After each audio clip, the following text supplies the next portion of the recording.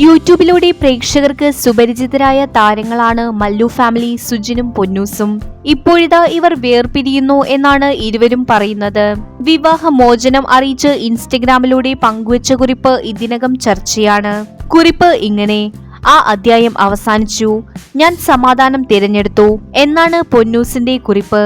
ഇനി ഇതിന്റെ പേരിൽ ആരും പ്രശ്നങ്ങളും നെഗറ്റീവ് കമന്റ്സും ട്രോളുകളുമായി വരരുത്.